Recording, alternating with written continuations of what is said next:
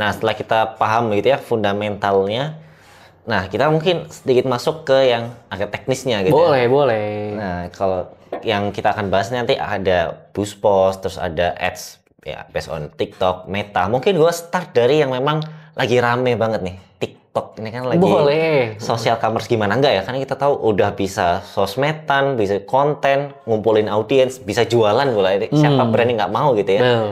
Nah, kalau TikTok Ads, gue misalnya sebagai pemula gitu, katakan sebagai owner, apa yang perlu gue tahu untuk ya gue bisa running TikTok Ads ini? Selain mungkin dari tadi udah kita sebutin ya fundamentalnya. Selain untuk TikTok Ads itu, selain itu apa lagi? Oke, mungkin kalau buat teman-teman yang baru banget kenal dengan TikTok Ads gitu ya, ya udah pasti teman-teman harus punya si TikTok Ads Manager-nya tadi. Kan ada iklan di TikTok tuh bisa lewat TikTok Seller Center, bisa juga lewat TikTok Ads Manager kayak di Meta. Nah, saran saya gunainlah keduanya lebih bagus.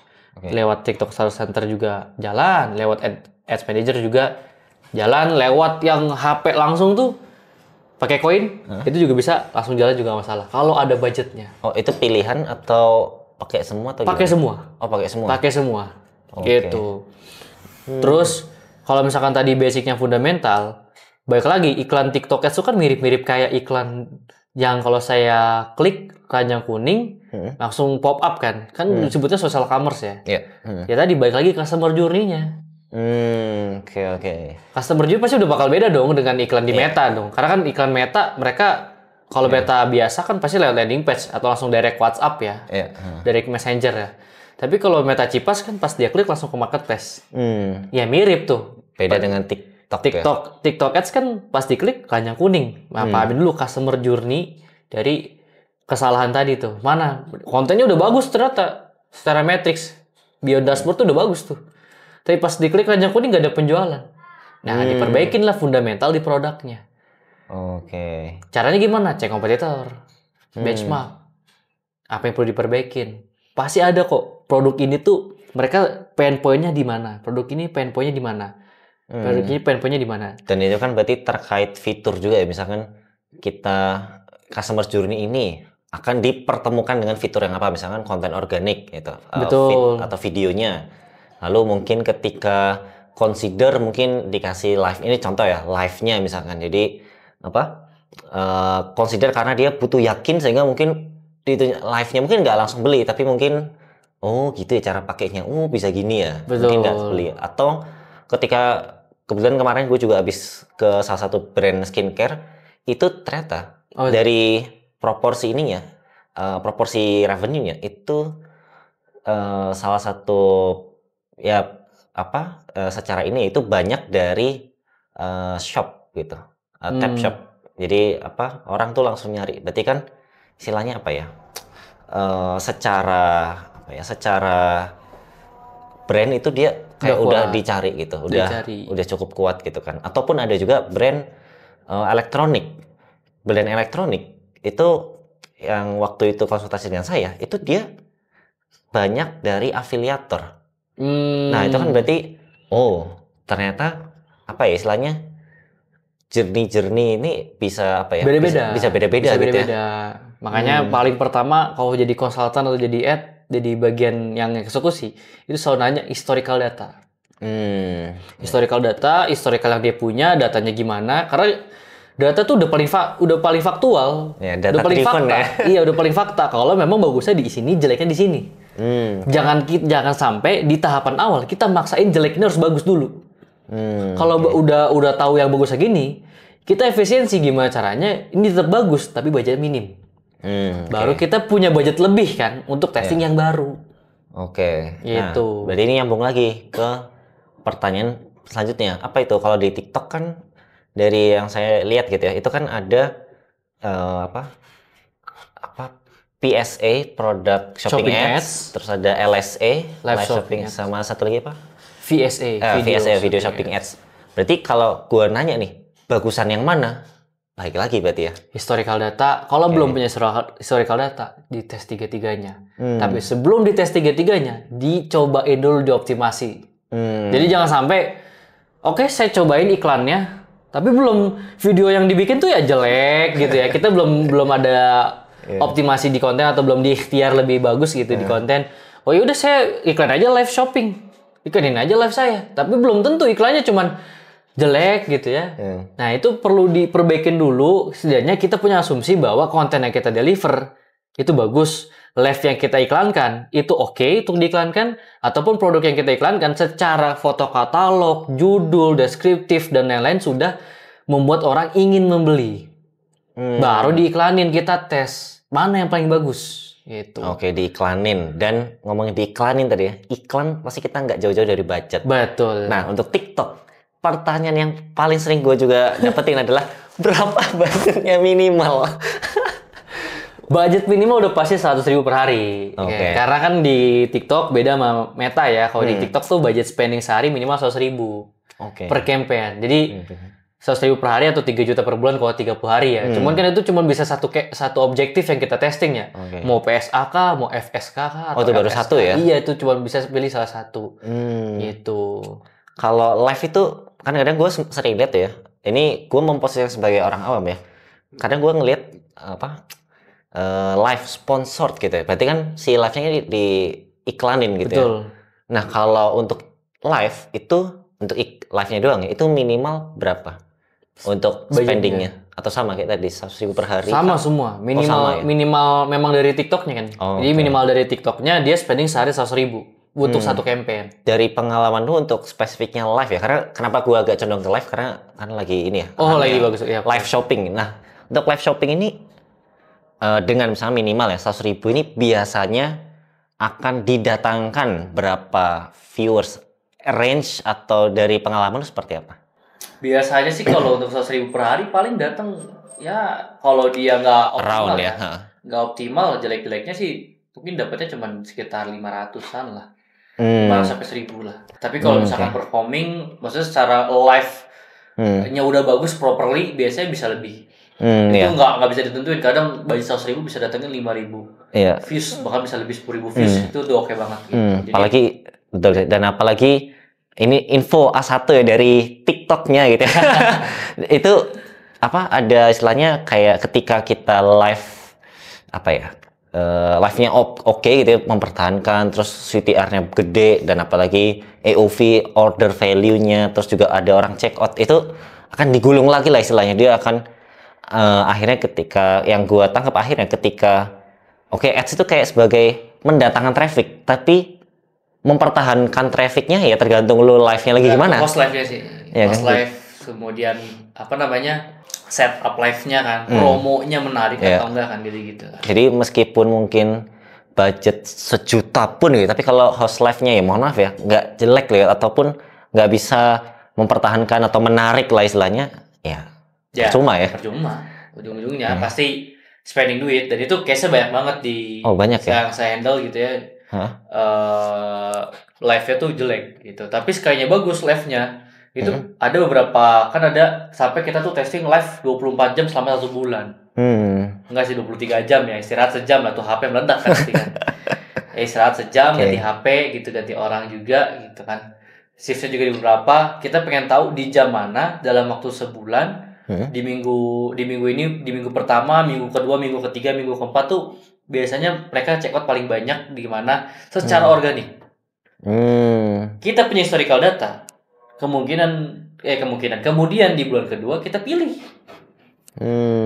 Ya udah, kita iklanin di hari Sabtu misalkan, karena performing tuh selama 1 hari, karena perform terus. Tapi di hari Minggu kita cuma dari sore ke malam. Di hari Senin kita cuma berapa jam.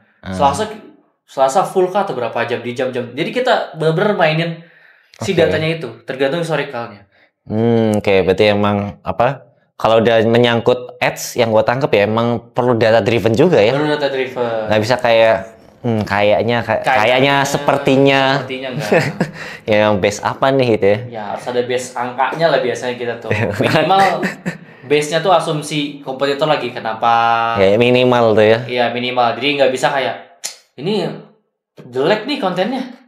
Nggak bisa gitu. Ya, ini apa atas dasar apa lu bilang kayak gitu? Nggak perform nih, nggak bisa gitu. Jadi harus lihat kompetitor dulu lah, minimal data penjualnya dia, data historicalnya dia minimal, walaupun kita nggak benar-benar spesifik tahu, tapi kan kita bisa cari tahu lah, pasti ketemu aja gitu caranya.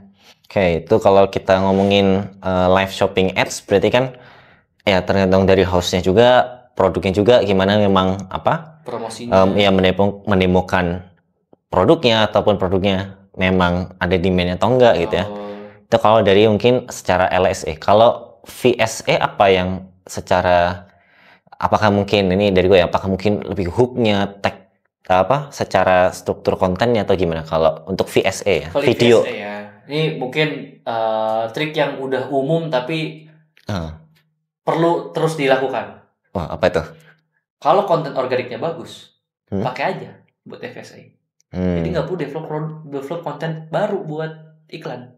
Indikatornya dari winningnya apa dari organiknya udah Organiknya udah oke atau potensial gitu udah secara potensial. data gitu ya. Beda kalau udah oke sama potensial. Beda jadi ya. Kalau udah oke berarti view, komen dan lain-lainnya udah oke. Kalau potensial biasanya emang udah lagi growing. Nah itu bisa juga dipakai. Kayak itu. Karena kalau teman-teman nggak mau repot, nggak mau pusing ya, nggak mau validasi lagi dan budgetnya minim, pakai yang udah organik, secara organik udah bagus, udah pakai gitu aja. Tapi kalau budgetnya gede banget kan ya, masa kita harus nungguin konten bagus yang mana kan, nggak mungkin. Kita harus developing konten terus buat iklannya. Udah bagus, ketemu scale up. Lagi ada konten lain turun, kita bikin lagi scale up terus aja ritmenya gitu. Tapi kalau teman-teman budget dikit, misalkan baru 3 juta, baru 6 juta atau baru 9 juta, ya under 10 juta, ya udah pakai konten yang udah winning secara organik itu lebih manjur. Gitu pakai FSC. Bisa juga pakai Spark Ads. Nah, Spark Ads kan affiliate kan? Ya, affiliate. Affiliate kan kita udah lihat data penjualannya. Termasuk video shopping ads yang kita udah punya ya, video yang organik, apalagi ada keranjang puding dan perform, udah potensi misalkan itu menghasilkan, kita iklanin. Affiliate yang kita kasih sampel produk, dia kontenin dan itu menghasilkan, kita iklanin. Gitu. Itu lebih efisien untuk FSA dibandingkan kita coba tes trial konten-konten baru. Kalau budgetnya masih kecil, kalau budgetnya udah gede, better banget untuk kita nge-eksploratif bagian konten. Kayak ibarat kita mau gedein tanaman, ya cari aja tanah yang udah ada ya tumbuh-tumbuhan ya itu mungkin kita optimalin daripada mungkin yang daripada yang mungkin nggak ada sama sekali, kita ragu ini bisa nggak ya, gersang nggak ya, kayak gitulah ya. Kan kalau tanaman ada di situ kemungkinan tanahnya juga subur kan, kita tinggal naruh tanaman yang lain aja, tambah pupuk, tambah bibit lebih lagi kan. Sedangkan kalau kita ke tanah tandus lebih PR nih, bisa bagus bisa enggak, karena kita harus pupuk dulu, ngasih air dulu sampai itu tanah dari tanah tandus jadi tanah subur kan. Mungkin bisa tapi lebih riskan akhirnya. Lebih riskan, lebih effort dan lain-lain. Dan ya namanya pebisnis biasanya gimana caranya lebih efektif ataupun lebih efisien juga. Betul, gitu ya. Oke. Kalau dari PSA secara produk shopping ads ada hal yang perlu diperhatiin nggak? Ada hal yang perlu diperhatiin. Sebenarnya hal yang perlu diperhatiin karena mereka langsung ngelihat si produknya. Dan kalau mereka lihat PSA itu kan langsung peer to peer sama target market ya. Nah itu berpengaruh. Jadi yang paling berpengaruh foto katalog, description, harga, gimmick diskon, voucher, testimonial, total terjual berapa. 7 poin itu yang harus dioptimasi. Dari si produk ininya ya, itemnya itu ya. Oke, berarti itu apa? Benar-benar pengaruh ya. Pengaruh. Kayak ibarat kalau konten itu hooknya, mungkin kalau ya si produk itu ya yang tadi itu tadi ya. Betul. Kayak saya misalkan saya udah optimasi foto katalog, judul, deskripsi, harga, gimmick diskon misalkan, udah dioptimasi tapi total terjual sama testimoni kan nunggu, kita belum ada penjualan ya. Gak gimana nih caranya? Apakah tetap iklan PSA atau enggak? Saran saya jangan dulu iklan PSA sampai ada terjual. Karena bedanya gimana mau melihat mereka langsung beli tanpa diedukasi dulu gitu loh. Kalau kita kan kalau pakai konten mereka sudah teredukasi kan. Mereka diedukasi dulu. Kalau live mungkin dikasih tahu ini bahannya ini caranya begini dan lain-lain gitu ya. Nah kalau PSA kan mereka cuma lihat foto katalog. Gimana caranya mereka dapetin konfirmasi tambahan? Ya selain testimoni kan nggak ada. Ya makanya kalau belum ada testimoni dan penjualan, jangan sekali-kali iklan PSA. Kecuali supply-nya masih sedikit di TikTok. ya demand-nya lagi bagus-bagus ya. Jadi searching-nya tuh di atas, kalau teman-teman searching produk tersebut tuh di atas, views-nya lagi gede-gede gitu ya. Supply-nya dikit, demand-nya tinggi, dan yang ada supply-nya harganya masih mahal, dan kalian bisa harganya di bawah pasaran, pasti laku. Kemungkinan besar laku, bukan pasti ya, kemungkinan besar laku. Karena umumnya yang gue lihat ya, TikTok ini cukup price sensitif ya, secara market ya, secara umum ya. Sebenarnya. Overall, karena dilihat dari pendekatan si platformnya, dia kan bikin apa, misalnya brand day ataupun ada apa campaign ini campaign itu, biasanya ada insentifnya tuh, ya entah dalam bentuk apapun ya. Ya entah mungkin kupon ataupun beli ini nanti dapat apa atau minimal belanja berapa itu ya biasanya ada gitu. Nah kalau ngomongin soal TikTok ada lagi ya sebelum kita pindah ke platform TikTok, lain ya? Basicnya TikTok selalu kayak gitu ya. Jadi teman-teman optimasi dulu organiknya, itu udah wajib ya, karena biar nama brand kita tuh algoritmanya emang ada di TikTok, itu penting banget. Karena buat iklan mereka akan nyari sampel. Itu penting. Jadi misalkan brand namanya adalah Nakama Aquatic gitu ya, kayak nih jualan iklan gitu ya, jual ikan. Itu akan lebih bagus karena memang basicnya udah ikan terus yang dibahas gitu. Itu pengaruh nanti gitu karena mereka si algoritma TikTok sudah punya sampel yang bagus. Ini yang orang-orang loyal nih. Ini yang suka ikan nih, dia beneran ngebahas ikan ini nih. Jadi mereka akan punya sampel yang dan bagus udah engage gitu ya. Nah itu penting. Jadi makanya penting banget untuk optimasi organiknya dulu. Gitu. Terus yang kedua pahamin si journey customer-nya ya sama level industrinya lagi sih. Itu baik lagi. Kira-kira kita optimasinya apakah langsung FSA, LSA dan PSA? Ya bisa juga. Cukup dulu FSA. Karena LSA belum teroptimas, kontennya masih live-nya masih coba-coba dulu misalkan. PSA belum teroptimas dengan bagus. Ngapain juga, ujung-ujungnya boncos juga gitu. Jadi pahamin brand kita tuh di leveling mana. Gitu. Itu sih kurang lebih dari sisi TikTok Ads.